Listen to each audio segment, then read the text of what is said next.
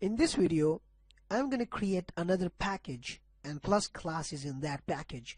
So what that package would be about, that package would be actually holding out all the variables of the application, like the user status, the message status, and as well as the ports and the keys of the user connections, and blah blah blah, many more. So we're going to be discussing them one by one. So let's create another package. I'm going to create another package, and that will be like com.beda.android chatter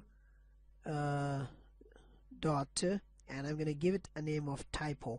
So typo, by typo I mean that the data type of that variables and all those things which contain a data type like string, int, all these will be placed in this package. I'm going to click on finish, and then I'm going to create a class. Inside this it will be like info of friends. So info of friends means the status of the friend, the port number which we are going to connect with the friend, the key, and as well as all other basic necessary things, variables would be stored inside the info of friends class. I'm going to click on finish, and then I'm going to begin to create the variables in here. So I'm going to declare a few variables in here. At the start you're going to be confused with this, that what are these variables and what are they for. But later on, when we begin to start the actual coding of the application, you would realize that how these codes are actually strangled with each other and manipulated. So I'm going to create public string public, and I'm going to create public static final string, and then here I'm going to use a name of friend list is equal to friends list. And actually this variable would actually tell us about the friend list, that what kind of friend list we have in that section.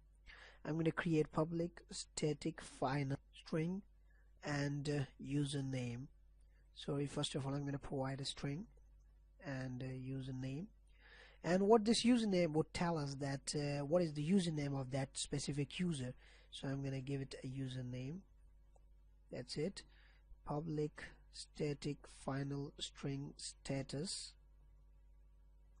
and it will give us the status of the user to which we are connecting, and public static final string use port. So it will allow us to get into the port to via which we're going to be connecting to the other user. Public static final string, and then I'm going to use IP. IP is very important because without IP we can't connect to the other user, so it is the most important part. Public static final string user key.